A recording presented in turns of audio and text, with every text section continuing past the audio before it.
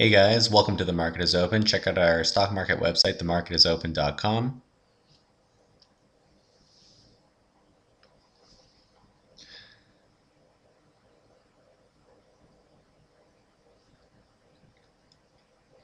Today I wanted to talk about some of the things that Sandy Munro said about the teardown of the Model 3. He's well known for tearing apart cars, and he also writes reports about the cars that he tears apart, and he sells them to clients and customers. He also works closely with specific customers and helps find problems and efficiencies and recommends improvements for their cars.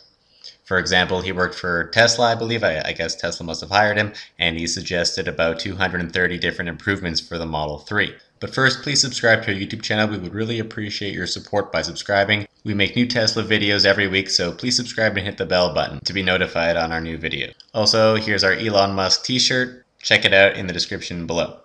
Okay, so first of all, Tesla stock has been inching up ever so slightly. It's just up a couple bucks from its lows a couple days ago when Tesla reported pretty dismal delivery results. The stock went to about 265, and since then it has bounced. We did talk about the other day Tesla's stock chart, where there is a pretty powerful resistance trend line that has been propping up Tesla stock for a long period of time, and Tesla might not break through that line.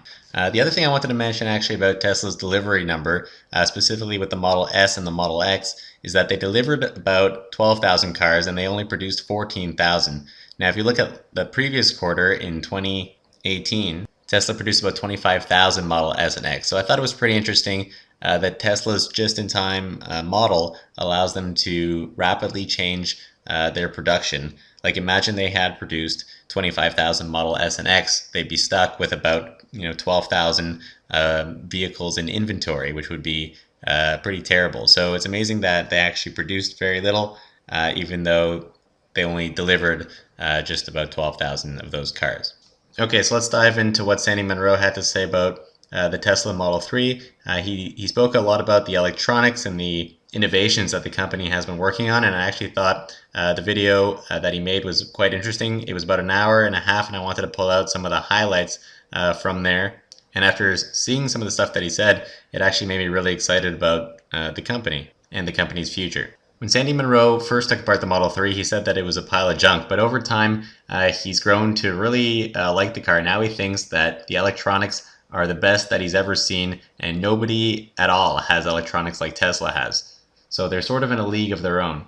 And Munro and his 90 employees took apart the car, and he has specialists for different parts of the vehicle, and they were saying that the Tesla basically looks like it's a car that's been designed from the ground up to be an electric vehicle, whereas competitor cars like the Chevy Volt was sort of a car that's been adapted from a gas car into an EV.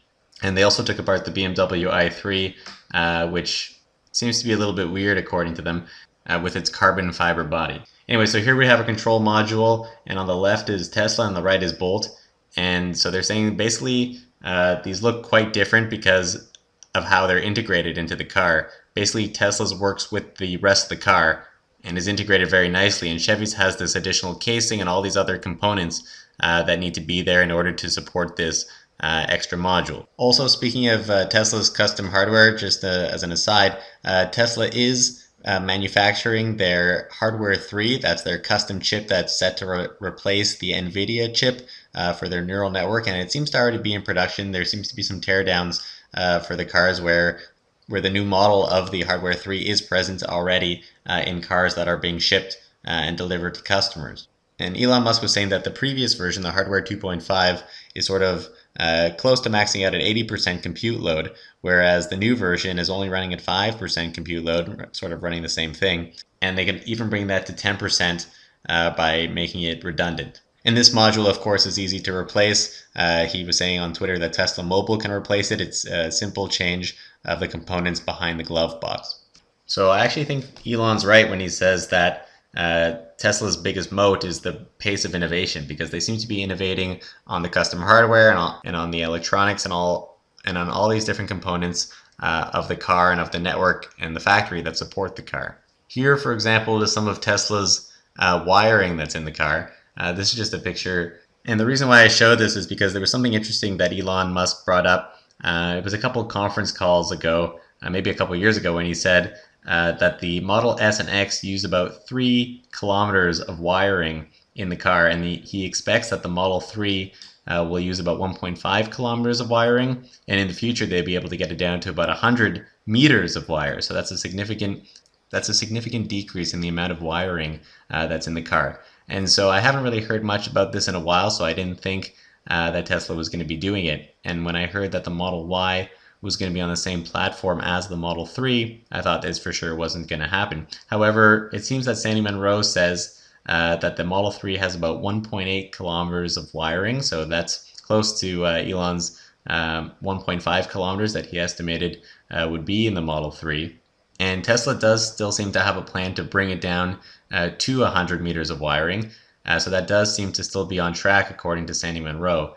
So how are they going to do that? He seems to say that there's already antennas that are in the chips, like in the circuit boards, on all of the components inside of the Model 3. So that might mean that Tesla is planning to do wireless communication between a lot of the components in the car, which is pretty interesting, because if you can do wireless communication, you don't need so much wire. And if you think about how much wire weighs and how much it costs, that could save a lot of money and weight in the car. So he says that the only things that are going to be wired are basically wiring things for power, but everything else will be Bluetooth or some sort of short-range communication, maybe Tesla's own standardized protocol.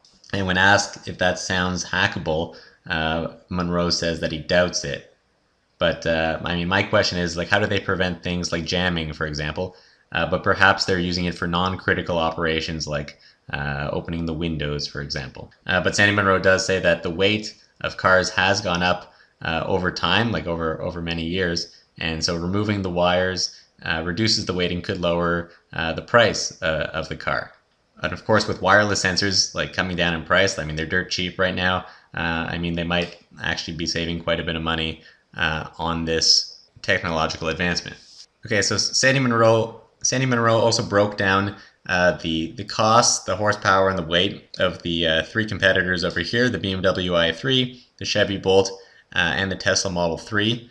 So what's interesting is that the BMW i3, the motor for that car costs $841, but it only produces 170 horsepower, and it weighs about 48 kilograms. He was also saying that it's actually quite large in size compared to the other motors. The Chevy Bolt that motor actually weighs more at 51.5 kilograms, though I think it did take up a smaller volume. And it costs about $5 less at $836, but it produces 200 horsepower. So it seems to be much better design than the BMW i3. However, when you move along to Tesla, it seems like Tesla is almost $80 or $90 cheaper than both of these cars at $754, and it's producing 258 horsepower. That's about 29% more than the Chevy Bolt, which was already better than the BMW i3, and it only weighs 46 kilograms. So it's better than both these other motors in every way, according to these metrics here, likely because it's integrated much better into the car, and it uses these magnets, which we showed in our previous Sandy Munro video, and Tesla has structured them in a more efficient way, it seems, than these other competitors. And I also have some pictures here on the right. In order, the BMW is at the top, the Chevy Bolt is on the right, and the Tesla's at the bottom, and it shows the motor as well as the casing for the cooling in the picture. So Sandy Munro also, he briefly touches on the fact that Tesla might be getting solid state batteries. He says that could be a big leap because they're thin and light, and we know that they just bought Maxwell Technologies, which has that technology, and we'll see if it'll be integrated into Tesla's or how soon that will be. But he says that Tesla's motors and the chemistry that they have in the batteries is vastly different than competitors. They sort of move on to this news that just a couple days ago, Toyota opened up about 24,000 patents, similar to what Tesla has done. Tesla opens up all of their patents for any electric car maker to use in good faith. However, in terms of Toyota's patents, Munro actually calls this a Trojan horse. He says it's sort of looking back at others' droppings. These free patents. So basically, by the time these patents sort of get approved, it's already been about like at least 18 months. And not only that, but let's pretend that BMW, for example, as we just saw on the previous slides about their motor, look, what happens if they opened up all of their patents? Like, would anybody copy them? Because their motor is not that great compared to anybody else's. So by Toyota opening up their patents, Sandy Munro is basically saying that it's a Trojan horse. Like, people are going to spend a lot of time looking at these patents and trying to analyze them and try to copy them, and you're going to end up with some sort of third-rate product that's not really that good because you're copying Toyota's old patents that weren't that good to begin with. So I thought that was kind of interesting, and that might also be comparable to Tesla's patents as well. All of Tesla's patents are open, but because they're innovating so quickly, the patents are getting old quite quickly. And since there's sort of like an 18-month buffer, by the time competitors see these patents, Tesla's probably on to the next thing. So as we know, Tesla is putting up a new factory, that's Gigafactory 3 in China, and that factory seems to be coming up quite quickly. Actually, Sandy Munro was saying that the Chinese are moving extremely quickly on electric vehicles, whereas in the United States, they're moving a lot slower, it seems. So he does seem pretty worried about that. However, he did say that Elon Musk does have a good relationship with China, and he did get like an honorary citizenship. So anyway, Sandy Munro is asked, how can Tesla reduce the cost of the Model 3 and the upcoming Model Y in China? And his first go-to answer is that vertical integration is the key, sort of cutting out the middleman for all of the different features of the car. So he's saying that Tesla is already extremely vertically integrated, and of course they're continuing to be more and more vertically integrated. He says that Tesla even makes their own seats, and I know that they released a video a couple of weeks ago showing how they even test their seats with blue jeans to try to smudge and stain the seats in their factory. But Sandy Munro says that there's gold in them seats.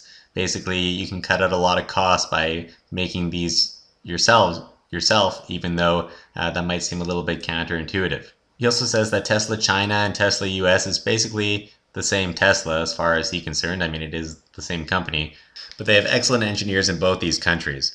He was also saying that he's been to China maybe 3 or 4 times a year for the last 6 years, and he's saying that everything we read about China is completely wrong. They're moving at an extremely quick pace. They can put up buildings super fast. They work 24/7, and sort of they have different labor laws than here in North America, and that sort of allows them to build more quickly. And he says that they're going all out on electric vehicles. So he does seem a little bit concerned, actually, if the United States can keep up with the pace that China is moving at. So I hope you enjoyed that video. Please subscribe to our YouTube channel. We would really appreciate your support in growing our channel. Thanks so much for watching, and smash that like button.